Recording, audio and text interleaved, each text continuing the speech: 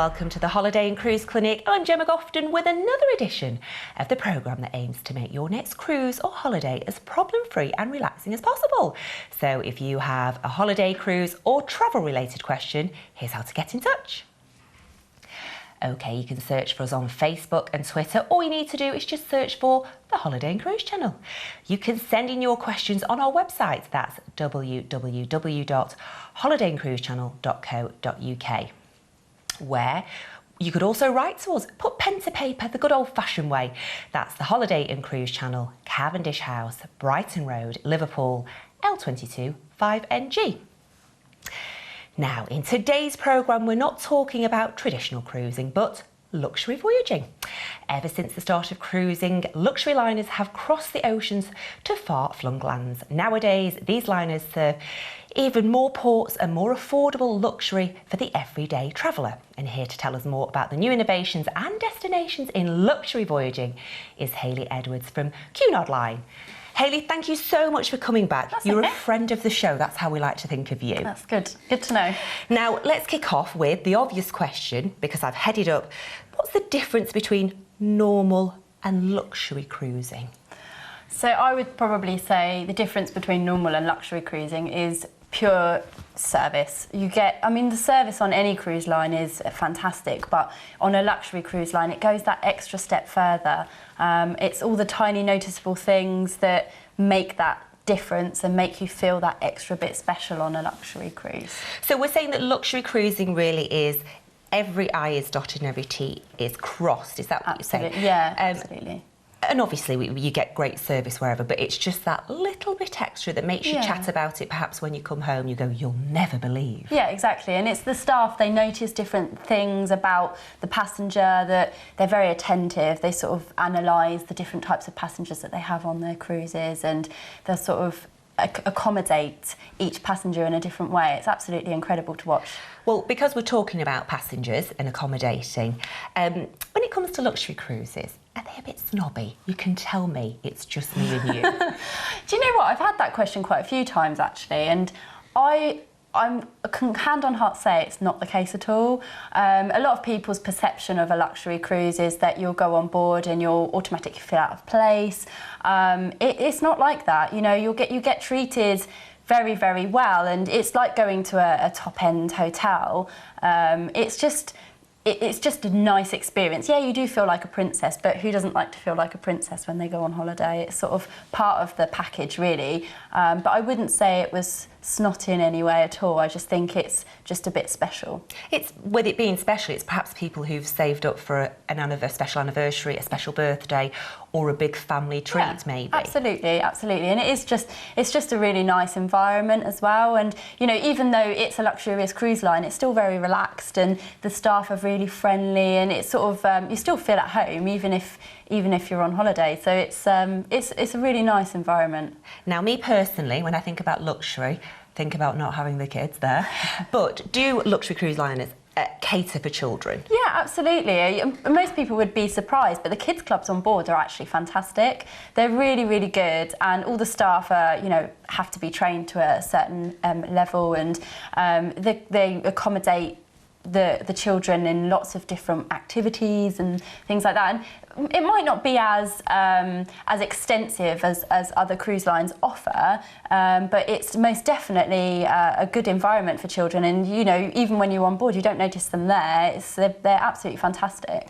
And just cruising in general, just out of interest, really, with children being so catered for now, are you noticing that it's more of a family and, you know, grandma down to grandchildren attending and taking part? Yeah, one of the things I really like about cruising is you get some really big groups of families going on together, and the beauty of it is it doesn't matter how old you are, there's always something for everybody on a cruise, whether you just want to relax and read a book, or you want to go to the spa and have your nails done, or you want to get involved in all of the quizzes and entertainment that are going on around the ship. There's something for everybody, and at the end of the evening you come together and you have your dinner and a couple of drinks, and that's what I really, really like about cruising. There's lots of variety and lots of choice, and, you know, lots of families go on board and they love it for that reason. And really, just a normal holiday doesn't really cater for that type of getting together, and because you're always trying to please everybody and you can't, but I guess on a cruise you can. Yeah, well that's it, and you're all in the same place as well. So if you go on a package holiday, for example, you might be in the holiday complex, but the parents might want to go off and do something, and the grandparents might want to go off and do something, and you have to sort of go out of that hotel. On a ship, you're all together, and that's wonderful. So you always can meet for a coffee in the afternoon as well. Exactly, or a cocktail. Or a cocktail, well, yeah, there is that. Let's talk about the evening entertainment then. Yeah. I guess I don't want to use the phrase all singing, all dancing, but I'm going to. Yeah, the entertainment on board is fantastic, and there's so much variety. It doesn't matter what day it is, whether it's a sea day or a port day, there's so much to choose from, whether it be cabaret singers, comedians, magicians, there's so much choice. And even if you just want to sit in one of the bars and have a drink, you can do that as well, and listen to the pianist or a string quartet. And that's what I really like about it, really. The entertainment's fantastic, and 5-star, most definitely.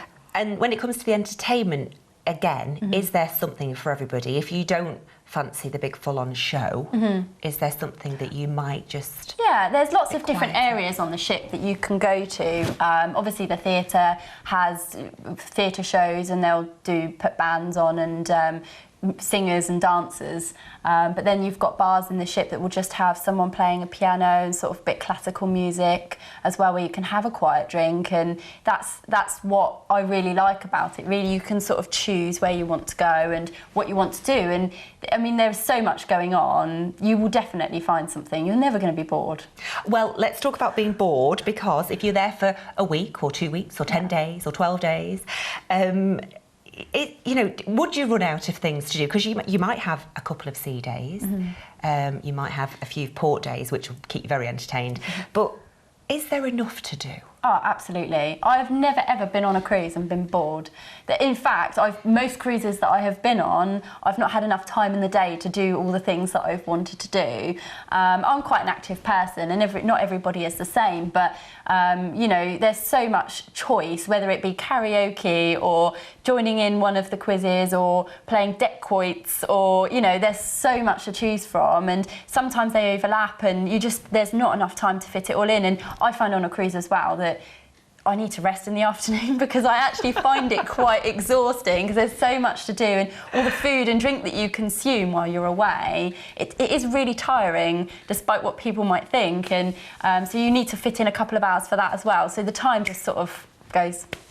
before you know it, it's gone. Absolutely. Let's talk about, because when you say luxury, I am panicking about what I'm packing already before I've even thought about it, because I'm thinking, I'm going to need a ball gown every night, we're going to need black tie, I'm going to need glittery shoes.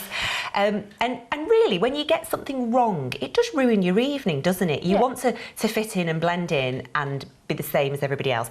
So when it comes to getting dressed up or not getting dressed up, what is the etiquette? So before you go on your cruise anyway, you will always be told how many formal evenings there are on your cruise, or how many sort of casual evenings, if you like, there are. So you can sort of pre-prepare what you're going to wear anyway. And in terms of a formal night, I must admit, on a luxury cruise line, most people do go all out, and they sort of go, the full works. But there are opportunities, if you don't want to wear a ball gown, that you can go to one of the other bars or buffet restaurant, and you might not have to dress up as much. But I think that's one of the exciting things about a cruise. You can get dressed up. I mean, where else do you get to do that sort of thing without sticking out like a sore thumb? And it makes you feel so special, makes you feel like a princess. So I think it's kind of part and parcel of it. But like I said, before you go on your cruise anyway, they'll sort of talk to you about what the different dress codes are and what you can wear. But yeah, it's part of it. It's good fun. My question's getting really inane now, but as it popped into my head, I thought, well, if I was thinking this question, perhaps one of the viewers at home might be thinking it as well. So tick, we know what to wear in the evenings, because I've had my list of, I've got 4 formal nights or 3 formal nights.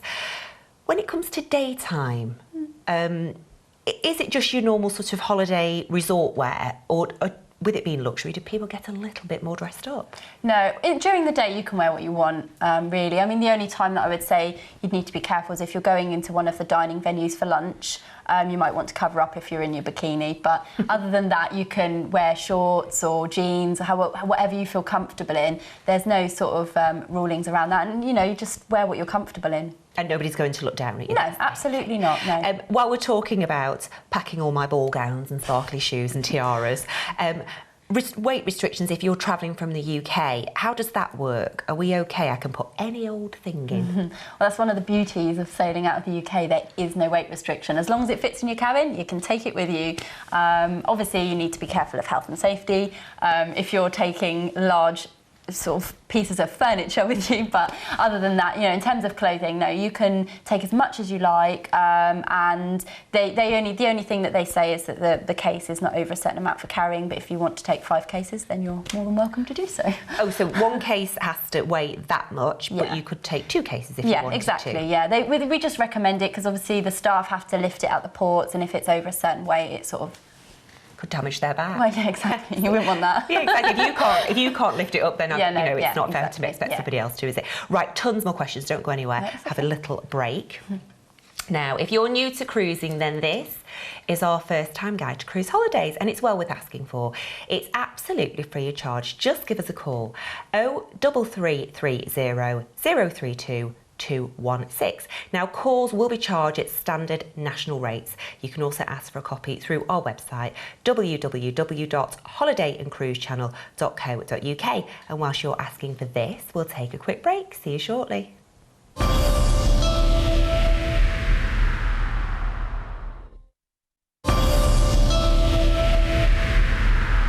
Welcome back to the Holiday and Cruise Clinic. It's lovely to have you with us. In today's programme, we're discussing cruising, and Hayley Edwards is still with me. Now, we chatted before the break about what to wear. That's the most important thing for me. But then my next most important thing is where I'm going to lay my head. So there are many different types of cabins, aren't there? So let's break them down for people. So it really is down to personal preference, to be honest with you.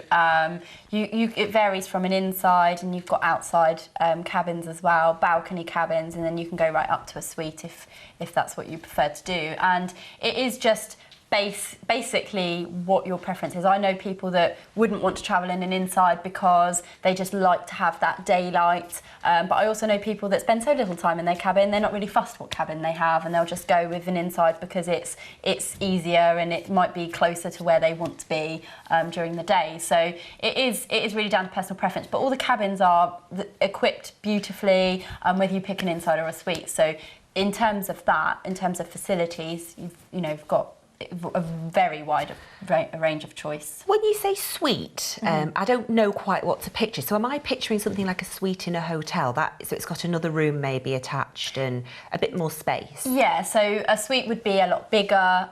You might get a couple of extra benefits and things like that. And it might have a sofa instead of a chair, and you might have a little bit of a kitchen area where you can sort of have people over and have cocktails or canapes and things like that. It's just, obviously it costs more, but you do get some added benefits with that as well. And what about, we were talking about the inside cabins. Maybe if you first time cruiser, would you say maybe book one of those? It's a bit of a more affordable option of giving it a go. Yeah, it is definitely a more affordable option, but I know first time cruisers that don't like the thought of being in an inside because they feel like it might be cramped. So they do a cruise in a balcony or an outside, and then they see an inside and think, well, actually, an inside would have been more than sufficient. So it just comes down to what your affordability is and what you would prefer to do. And that's another great thing about a cruise holiday.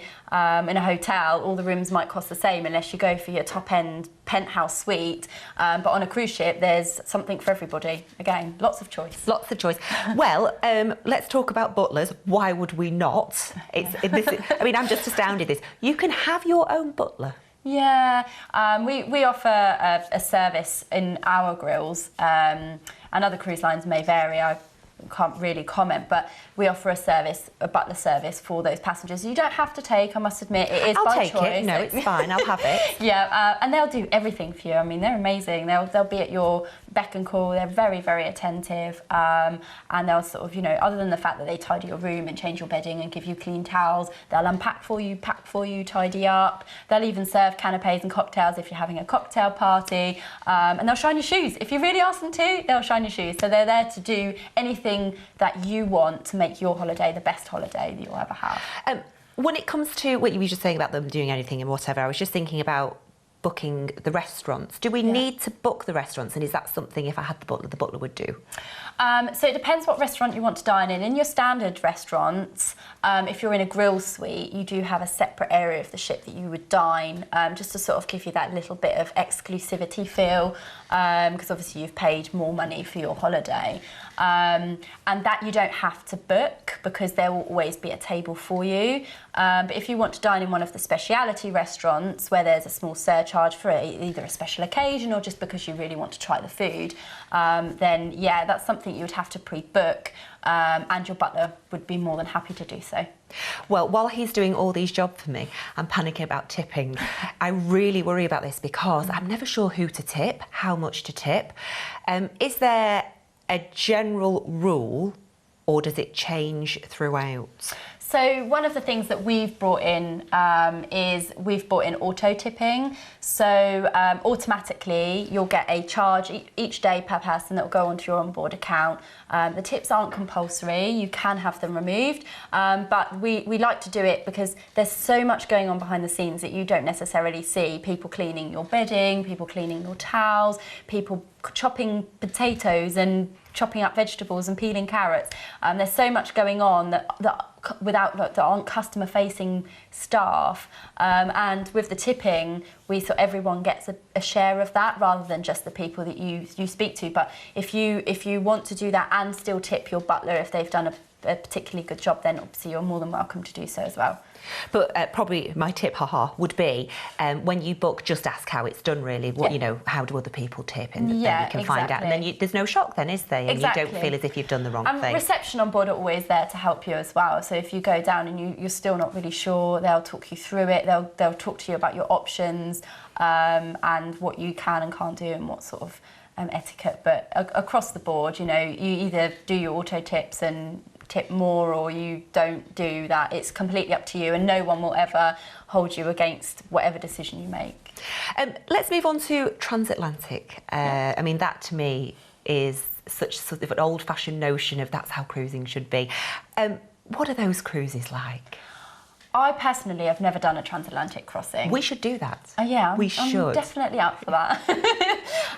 But the feedback that I've had, and obviously working for the company, is that it's a very iconic sailing. It's obviously one of the original sailings that came originally from back in the day, and it started off as a mail service randomly, and obviously then that turned into people wanting to travel between the UK and America, and then it turned into let's just do it for fun, and it's a very, very, very tranquil experience. Obviously you're at sea for 7 days, you're sort of mid-Atlantic, you look around and you can see nothing but ocean, and for me that thought is just absolute bliss. I mean, you can really escape when you're at sea, and you know there's no signal. Obviously we have Wi-Fi facilities on board. If you do want to contact home, there's always a way, but if you don't want to, you can just sort of use the excuse of no signal, turn your phone off and just sit there and relax, and it is such a nice feeling, and that's why I really love sea days. So transatlantic crossing for me would be perfect because you have 7 in a row. What about the classic British luxury cruise and the American ones? How do they differ? So obviously each cruise line has their own little touches. For us, the British points that we have on board are, we offer cream tea, we offer, everything's in English. Any announcements would be in English, and you don't have them in sort of 5 different languages when they come through. That you get papers, you can buy the Daily Mail or the Daily Telegraph every day if you want to, so you still have that connection with home. And it's just, little British touches, and at the cream tea they'll serve you tea and coffee and white gloves and all these things, how you imagine Britain to be if you're not from Britain. And the food is a huge part of cruising, isn't Yeah. it? And I know we've touched on booking restaurants, but what sort of experience can people expect, and what type of food can people expect? Sort of, can they dine around the world almost, or? Oh, see, now, one of the things I love about cruising is the food, because there's so much choice. You really can. I mean, when I go on board, I don't stop eating. It's terrible. And they say people come off a stone heavier. I'm not surprised. I mean, there is something for everybody, whether you want, you know, your standard just chicken and chips, or if you want a steak, or you want to try a bit of Indian food. We offer loads of different choices, and the menu's really, really diverse in the main restaurants and in the select dining venues. So there's so much choice, and there's food 24 hours a day, 7 days a week, so you literally can just eat whenever you want, whatever you want. It's amazing. Even the room service has got real wide choice of food that you can pick from. So that's dining. Let's move on to spas. Because they seem to all now have spa areas, and it kind of goes hand in hand for a holiday with me. Yeah, no, definitely. I mean, obviously, a cruise is meant to be a relaxing experience, or and you can do as little or as much as you please. And there is an element of luxury about cruising in general, even if you're not with a luxurious cruise line. So a spa is definitely something that I think every cruise ship needs to have, and it is a really, really popular area of the ship. And there's so much. So many treatments that we offer, and they're all sort of top range, and you can get things, you know, just even little things like getting your hair up for a formal night if you want to have your hair up, or have it curled or coloured or cut. You know, there's so much choice in the spa, and it is really sort of a relaxing and tranquil area. And on all of our ships, the spa areas are really popular, and they're obviously all sort of catered towards luxury. And I'm guessing that people book a certain cruise because they want to go to specific areas. That must be the biggest point. So when it comes to excursions then, how do luxury excursions differ? Well, I found with excursions, actually, there's quite a wide choice, whether you want to, you know, go to a city on your own, but you want the security of the brand to be there. You can just get on a bus that you've paid for that will take you to a city. For example, if you're docking in Le Havre for Paris, you can do Paris on your own, get on a bus, it'll take you to Paris, you can go around Paris and then come back on that bus. But at the same time, we offer some high-end experiences like helicopter rides and all these different things. So in terms of the spectrum, there's something for everybody, because there's, you know, cheaper excursions to sort of the top-end, really expensive ones. But they're all really sort of really great excursions, and we will always test them before and make sure that they're sort of geared towards our customers. And in your experience, when it comes, if you were doing something like the helicopter ride, it's such a huge treat, isn't it? Would you say you need to plan ahead for things like that and say, we want to do that, we're going to book it ahead of time because you don't want to miss out? Yeah, I think a lot of the excursions are really, really popular. So it's always better if you have something specific that you want to do to pre-book it. It doesn't make any difference for the cost, whether you book it a month in advance, 3 months in advance, or when you're on board. The price of the excursion is always going to be the same. And that's a good thing, I think, because it sort of reassures people that if they're booking in advance, it's not going to go down in price. But, you know, if you're doing something that's quite unique, especially like a helicopter ride where spaces are going to be limited, is definitely always worth pre-booking it. But then if you just decide on one day, do you know what, I don't feel like walking, I'm going to join a tour, there's always going to be some tours that you can pick from when you're on board as well. So it just depends really how adamant you are that you want to do something. Wonderful, thank you so much for your time. That's okay. Lovely to chat luxury and fashion and tiaras and things. Now, just a quick reminder about this. It's our first time guide to cruise holidays, and it's absolutely free of charge. Just give us a call, 03330 032 216. Now, calls will be charged at standard national rates. Don't forget, you can also ask for a copy through our website, www.holidayandcruisechannel.co.uk, where you can also get in touch with your questions for future programmes. Okay, that's all we've got time for on today's edition of the Holiday and Cruise Clinic. My huge thanks to Hayley Edwards, and thanks to you for watching. See you next time.